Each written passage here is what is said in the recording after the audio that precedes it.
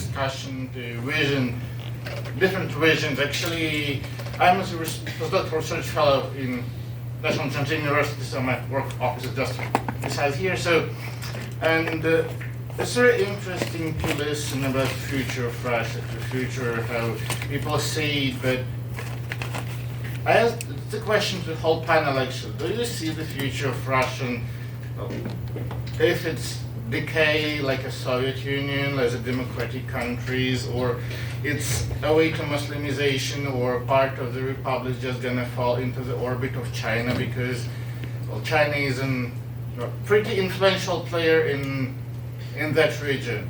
So how do you see the future of that republics? Because it's very interesting to see at least republics which are at the eastern part of Russia, which lies, let's say the Asian part which lies at the east of Ural Mountains. How do you see the future of that region? Because, well, Muslim influence can't be underestimated. Do people ready to democracy, or they just go after finances, looking for cooperation with China? How do you see the future? Thank you. And who do you want to answer this question, or is it a general question? It's a general question to panel because. Let me take the first stab.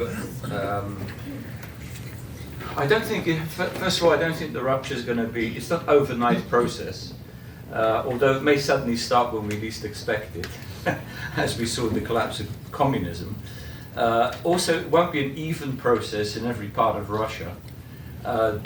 Also, there'll be different aspirations of different republics and regions within Russia for different things. I can imagine, for instance, once the money runs out for Kadyrov, he will suddenly become a great independence fighter, or will be replaced by somebody who is. So Ichkeria, I think, is probably the first to go, but that would then set off a chain reaction, I think, in the North Caucasus. There are also proposals, if you remember, if you go back to World War, collapse of Tsarism, before the Bolsheviks seized power, there was a mountain republic in the North Caucasus, which included, I think, it was 6 or 7 nations.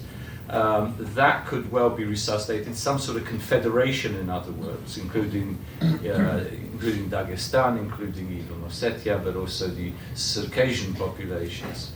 And then the other thing is that not all the countries that will emerge from Russia will be instant democracies. But that doesn't mean they should not be independent. You know, Central Asian countries are not democracies in the full meaning of the word, and yet they're desperate for independence both from Moscow but also from Beijing. And so some of the countries that will emerge in the Pacific region, Russia's Pacific, the current Pacific region, will not necessarily become instant democracies, but they also won't want to replace Beijing with Moscow with Beijing. In other words, they will be reaching out to Japan, to the United States, to Canada, to South Korea, to Taiwan, other Pacific democracies, other Pacific nations for recognition. So again, uneven process, not easily predictable. If you're interested in my book, I work out several scenarios in 2 chapters of how this could develop. So let me guide you to that. By the way, one other interesting thing, Sergey, which I can announce, in terms of the Russian population that we were discussing earlier, and in Kursk, the Ukrainians were so surprised by the number of Russians that they captured, that surrendered, particularly in the initial phase of the war at the beginning of August. They didn't know quite what to do with them. So the Ukrainian services. So they approached my publisher in Kiev, who has also published my book both in Ukrainian and Russian, and they ordered several hundred copies of my book in Russian to give to the Russian soldiers to help educate them about what's going to happen in Russia. So,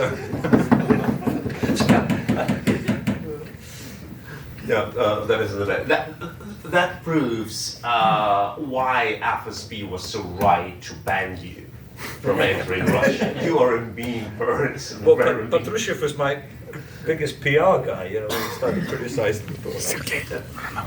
Yeah, but regarding the your question, I wanted also to add that first we had experienced similar collapses of the empires, not as evil as Russian Empire, but still empires. Like think about Austria-Hungary. with a significant number of Muslim population.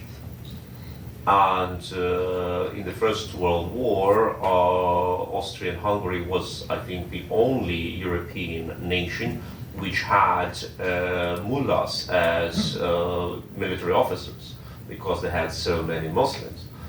And we don't see actually anything which, like in the nations which have appeared, there was of course like a very different balance of that. We have like, for example, Hungary, or I don't know, like Slovenia, or other nations which are on different, like I would say, like different forms of statehood. But we also have Albania, which is a predominantly Muslim country and which is a democracy now. The only time when Albania was a dictatorship was atheist communist rule, right?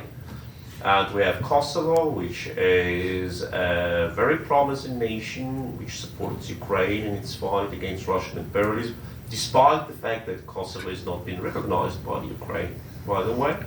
And still Kosovo stays on the side of Ukraine, etc. So I don't see here any significant relations between if the population is Muslim or not. We know that the largest genocidal potential in Russo-Ukrainian war comes from the Russian Orthodox Church. And they're anything but Muslims, and in my heart I believe that they don't believe on any God, in Jesus Christ, no way. But still, like, this is the most genocidal power which explains it and which pushes for this genocidal war. So I think that that what you said, Janusz, is absolutely correct. Nations will appear which will go more or less democratic ways, but even non-democratic countries will not be able to start a genocidal world war like Russia can do now. That is the subject. Do you want to add something? No, because I couldn't see you with my... Sergey, sorry. That with Russia, the chances for democracy